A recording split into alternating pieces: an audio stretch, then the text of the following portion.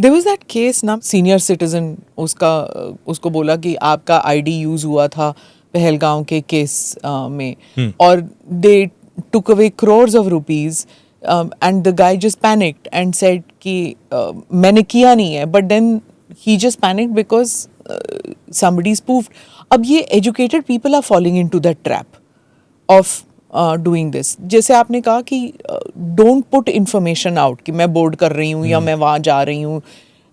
As soon as you share this information, it can be misused. But यहाँ पर ये बंदा बेचारा कर भी नहीं रहा था information.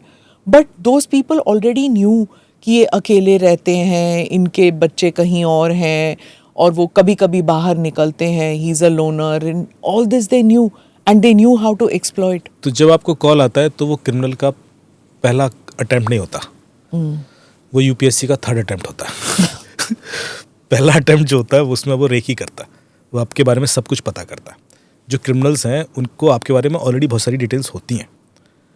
उसके बाद सेकंड अटेम्प्ट होता है कि आपको किस तरीके से एक्सप्लॉइट किया जाए, आप किस एज ग्रुप के हो. आप यदि यंगस्टर हो, टीनेज ग्रुप हो, तो आपको सोशल मीडिया लाइक्स, ईजी कमाई, लाइक करोगे 150 रुपये कमा लो, वैसे वाले ऑफर, जॉब वाले ऑफर दिए जाएंगे, वहाँ फंसाया जाएगा.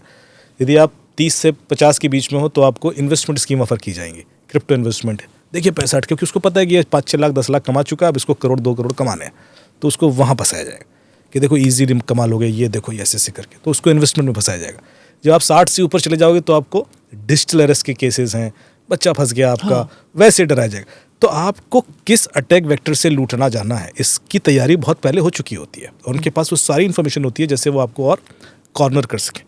हो सकता है आपके पिछले टैक्सेशन रिकॉर्ड भी होंगे, हो सकता है कि आपके एसेट जो इधर उधर है वो भी सारे रिकॉर्ड होंगे उसके पास. तब तो आप एकदम से गिव अप करते हो, झटका लगना शुरू होता है ना आपको. And you can't connect all these dots कि यार ये मैंने कहीं डिलीट एक्सपोज कर दिया होगा या लीक हो गया होगा. बहुत सारी चीज़ें होती हैं जो आपकी गलतियों से होती हैं, आपकी एप्लीकेशन से होती हैं. जो आपके फ़ोन में एप्लीकेशंस हैं सबसे ज़्यादा डेटा तो वही कलेक्ट करती हैं. अब हर एप्लीकेशन पे आप टच तो ना कर सकते हो क्योंकि वो आता है ना प्रॉम्प्ट, बस एक्सेप्ट ऑल कुकीज, एक्सेप्ट सारा. अब वो पैसा कमाने के लिए वो कई बार वो कुछ एप्लीकेशन ऐसी होती हैं जो वो डेटा बाहर बेच रही हैं और वो गलत हाथों तक पहुंच जाता है. आपकी सिर्फ एसएमएस के रिकॉर्ड यदि किसी एप्लीकेशन के पास है तो उसको बहुत कुछ पता है, किसको पेमेंट दिया, क्या खरीदा, लोकेशन क्या थी आपकी, आपने कब कैश विड्रॉल किया, कैश विड्रॉल करके आप कहाँ गए, क्या किया, किससे दिया, सब कुछ पता होता है सिर्फ एसएमएस के रिकॉर्ड में. एक छोटी परमिशन दे दिया आपने, आप बिल्डिंग में भी एंटर करते हो तो आजकल ओटीपी आ जाते हैं. तो that is the reason that they know a lot about you. उसको यूज करके ट्रस्ट तो बना ही लेंगे. अरे सर आप 25 तारीख को वहाँ गए थे ना, ये खरीदा था ना आपने, फिर आगे की कहानी शुरू हो जाती है. तो आप